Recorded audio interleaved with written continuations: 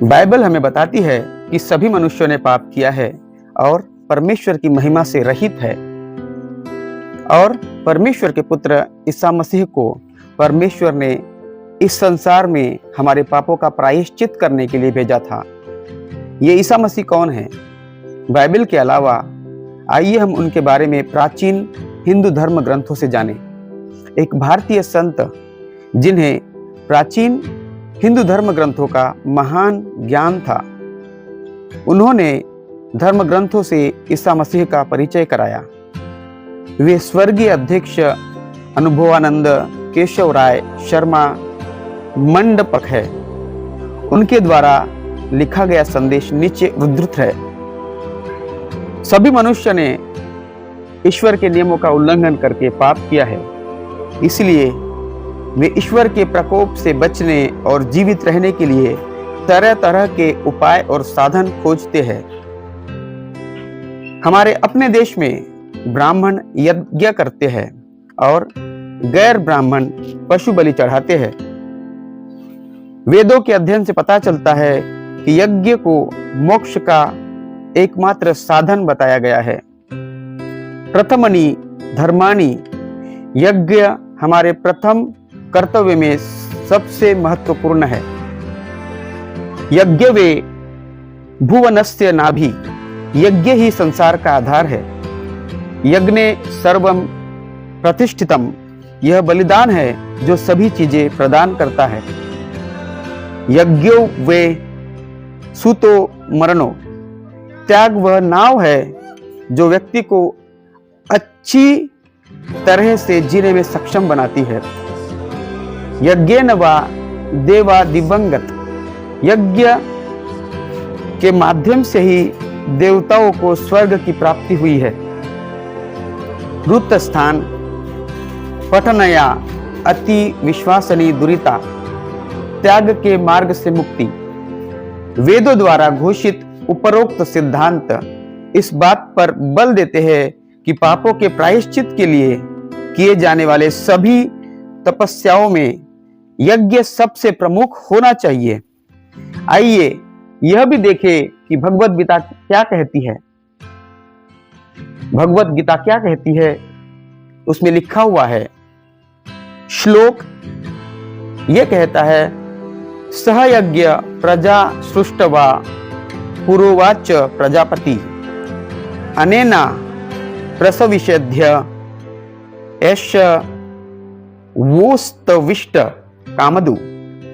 प्रारंभ में ही मनुष्य की रचना के साथ ही ईश्वर ने यज्ञ की स्थापना की और उनसे कहा, यह तुम्हारे हृदय की इच्छा ये पूरी करे।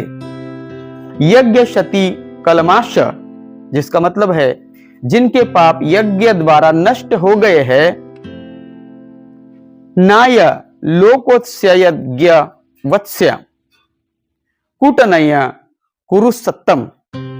हे महान गुरुवर, जो इनमें से एक भी यज्ञ नहीं करता उसके लिए इस संसार में कोई स्थान नहीं है, फिर वह स्वर्ग कैसे प्राप्त करेगा? इस प्रकार यज्ञ का महत्व सिखाया जाता है। इसके अलावा मुंडकोपनिषद हमें बताते हैं कि प्लव हेरे अध्रुधाग्य नारप, बलि की छाल की लकड़ी अस्वस्थ होती है। स्कंद पुराणम यज्ञ वैभव मंडम 7वें अध्याय में हम पढ़ते हैं, श्लोक प्लव यरते सुरा यज्ञ अद्रेढेश्य न संशय। हे देवताओं, यज्ञ छाल की लकड़ी के समान है, इसमें कोई संदेह नहीं है कि वे अस्वस्थ है। तांडेय महाब्राह्मण्य में कहा गया है, यद्य तो अवति तस्य छाय क्रियते, यज्ञ ही उद्धार करता है, जो किया जा रहा है वो यज्ञ की छाया है। ऋग्वेद में हम पढ़ते हैं, श्रु आत्मदा बलद यस्य छायामृत यस्य मृत्यु, वह छाया और मृत्यु अमृत हो जाती है, वह अपनी छाया और मृत्यु से आत्मा और शक्ति प्रदान करेगा। उपरोक्त कथन से स्पष्ट है कि किए गए यज्ञ स्वयं मोक्ष प्रदान नहीं करते, अपितु वे एक महान मोक्षदायक यज्ञ के स्वरूप और प्रतिरूप है।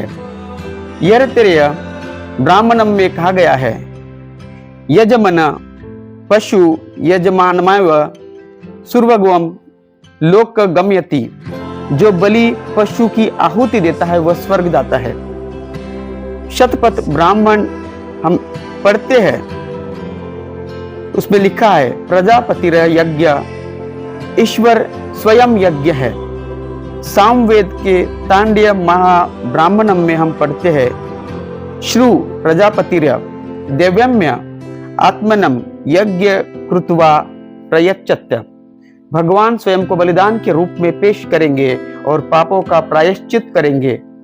शतपद ब्राह्मणम में कहा गया है, तस्य प्रजापति धर्मव्य मत्स्यम सधि द्वमृतम।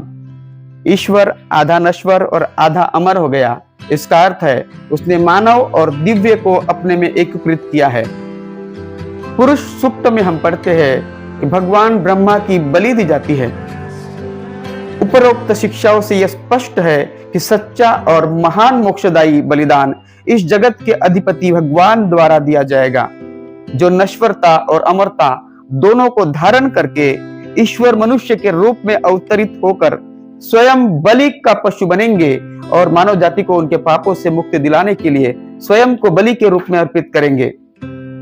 ऋग्वेद में बलि पशु के बारे में यह कहा गया है, यह दोष रहित बकरी होना चाहिए। बबूल की लकड़ी को उसके सिर के चारों ओर रखा जाना चाहिए।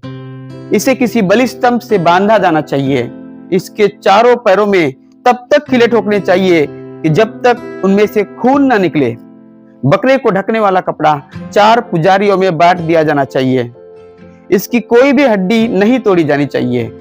बकरी को सोम रस पिलाना चाहिए और मारे जाने के बाद इसे पुनः जीवित किया जाना चाहिए और इसका मांस खाया जाना चाहिए। अब ये विवरण हमें इस निष्कर्ष पर ले जाते हैं कि देहधारी ईश्वर की बलिदानात्मक मृत्यु ने इस विवरण का पूर्ण उत्तर दिया होगा। इस प्रकार ऐसा कहा जाता है कि ईश्वर स्वयं को मनुष्य बनाना होगा और फिर पापियों के उद्धार हेतु बलिदान बनना होगा। लेकिन हम अपने देश के अवतारों के बारे में या शास्त्रों में ऐसी भी कोई भी बात नहीं पढ़ते। ऐसा कोई ईश्वर अवतार मनुष्य नहीं है जिसने पापियों के उद्धार हेतु बलिदान दिया हो। लेकिन एशियन के पश्चिम में भूमध्य सागर में के तट पर विश्व के विशाल भूभाग मध्य में फिलिस्तीन नामक एक देश है। इस देश में एक पवित्र कुंवारी के गर्भ से अवतारी ईश्वर का जन्म हुआ, जिनमें ईश्वर मानव के बारे में दिए गए सभी विवरण पूर्ण थे। वे पूर्णतः निष्कलंक थे। उन्होंने पूर्णतः पवित्र जीवन जिया। वे नश्वर और अमर दोनों थे, अर्थात वे मानव और दिव्य दोनों थे। आरंभ से ही उन्होंने मानव जाति के उद्धार हेतु अपने बलिदान की भविष्यवाणी की थी और फिर मृत्यु के विजेता के रूप में पुनः जीवित होने के भी। उन्होंने स्वेच्छा से स्वयं को उन दुष्ट मनुष्य के हाथों में सौंप दिया जो पाप से प्रेम रखते थे, उनकी शिक्षाओं से घृणा करते थे और उन्हें मार डालना चाहते थे। यदि हम उनकी हत्या के तरीके की जांच करें तो हम पाते हैं कि पुरुष सूक्त में वर्णित भगवान ब्रह्मा के बलिदान की तरह ऋग्वेद में बलि पशु के बारे में जो कुछ कहा गया है वह इस अवतार में निम्नलिखित तरीके से स्पष्ट रूप से पूर्ण हुआ। एक, वह पाप रहित ईश्वर मनुष्य था। उसके सिर पर कांटों का मुकुट रखा गया था। उसे क्रूस पर चढ़ाया गया। उसके हाथ और पैर पर कील से ठोक दिया गया। जिन्होंने उसे क्रूस पर चढ़ाया था उन्होंने उसके वस्त्र आपस में बांट लिए। उसकी एक भी हड्डी नहीं तोड़ी गई। उसके पीने के लिए सिरका दिया गया। वह मृत्यु पर विजय पाकर फिर जी उठा। अपनी मृत्यु से पहले उन्होंने शिष्यों से कहा था कि वे उनका मांस खाए और उनका लहू पिए, जो संसार के उद्धार के लिए बलिदान किया गया था, और यह उन्हें उनकी मृत्यु को याद करते हुए प्रतीकात्मक रूप में रोटी और दाखरस ग्रहण करना चाहिए। इसी उद्देश्य से उन्होंने इस संस्कार की स्थापना की और यह संस्कार आज भी मनाया जाता है। चूंकि फिलिस्तीन में हुए अवतार में पापियों के उद्धार के लिए प्रायश्चित बलिदान की पूर्ति हुई। इसलिए यह स्पष्ट है कि यह परमेश्वर का सच्चा अवतार था जिसे पापियों को अपने उद्धार के लिए धारण करना चाहिए। यह अवतार प्रभु यीशु मसीह है। यीशु नाम का अर्थ है वह जो अपने लोगों को पापों से बचाता है, किसी दूसरे के द्वारा उद्धार नहीं, क्योंकि स्वर्ग के नीचे मनुष्य में यीशु मसीह को छोड़ और कोई भी दूसरा नाम नहीं दिया गया जिसके द्वारा हम उद्धार और पापों की क्षमा प्राप्त कर सके। स्पीकिंग ट्री वेबसाइट पर एक लेखिका जिसका उपनाम पिलग्रिम्स प्रोग्रेस है, उन्होंने निम्नलिखित सामग्री पोस्ट की थी। ईसा मसीह ने 2000 वर्ष पूर्व परम यज्ञ करके दुष्ट पर विजय प्राप्त की थी। कलवरी के एक वृक्ष पर मतलब क्रूस पर चढ़ जाने के कारण उन्होंने हमारे अधर्मों का नाश करके शैतान के डंक को शक्तिहीन कर दिया था। और सामवेद में यह भविष्यवाणी वर्णित है कि ईश्वर एक कुंवारी के कन्या के गर्भ से मनुष्य के रूप में जन्म लेंगे और एक निष्कलंक जीवन व्यतीत करते हुए यह यज्ञ करेंगे। लिव्य गोप्तार महाक्यो दहीना करयंथी हव्ययाना पर्य तसीना, अर्थात अवतार एक पशुशाला में एक कुंवारी कन्या के गर्भ से जन्म लेंगे। प्रजा यर्थिते वैभ्यम आत्मनम यज्ञ कृत्वा प्रायश्चितः, अर्थात जो संसार पर शासन करता है उसने अनेक पापों को प्रायश्चित करने के लिए अपने शरीर को कुचलवाकर यज्ञ के रूप में अर्पित कर दिया। तांडिया महाब्राह्मणम सामवेद का दूसरा भाग, इसमें भी कहा गया है कि यज्ञ वो अपेय, जिसका अर्थ है केवल बलिदान ही उद्धार कर सकता है। वेदों में यह कहा गया है प्रथमनि धर्मानि, जिसका अर्थ है यज्ञ हमारे प्रथम कर्तव्य में सबसे प्रमुख है। और आर्य भी कहते हैं अहम यज्ञ स्वामी, इसका अर्थ है जब तक सृष्टिकर्ता परम पावन ईश्वर स्वयं को बलिदान के रूप में अर्पित ना करे तब तक मोक्ष नहीं मिल सकता। तंडीय महाब्राह्मण में एक और श्लोक है, सर्व पाप परिहरो रक्त प्रोक्षण मवशत ततः रक्त परम तमेन पुण्य दान बलियज्ञ, अर्थात यदि किसी को सभी प्रकार के पापों जैसे सुनने, देखने और पापपूर्ण विचारों, पापपूर्ण कार्यों, पापपूर्ण विचारों और आचरण के माध्यम से किए गए पाप से मुक्ति पाना है और बचना है तो रक्त बहाना आवश्यक है। महत्वपूर्ण हिंदू पुराण में से एक भविष्य पुराण जो 700 ईसा पूर्व के आसपास संस्कृत में लिखा गया था, भरत खंड के प्रतिसर्ग अध्याय में इस पवित्र अवतार के बारे में काफी स्पष्ट रूप से वर्णन करता है। यश मूर्ति प्राप्त नित्य शुद्ध शिवकारी मेषामाशी स्तः मम नाम प्रतिष्ठितम। आयत 31 का अर्थ है परमेश्वर का प्रकाशन जो शाश्वत, पवित्र, दयालु और उद्धारक है, जो हमारे हृदय में वास करता है, प्रकट हुआ, जिसका नाम ईसा मसीह है। इस मुक्तिदाता और ईश्वर के अवतार की चर्चा करते हुए पुराणों में उन्हें पुरुष शुभम, पाप रहित या दोष रहित और पवित्र व्यक्ति कहा गया है। बलवान राजा, गौरांग, श्वेत वस्त्र कम, श्वेत वस्त्रधारी पवित्र व्यक्ति में प्रभुता संपन्न राजा, यश पुत्र मतलब ईश्वर का पुत्र, कुमारी गर्भ संभवम, वह जो कुमारी से पैदा हुआ, और सस्य वश्या पराम्या, वह जो सत्य के मार्ग का पोषक है कहा गया है।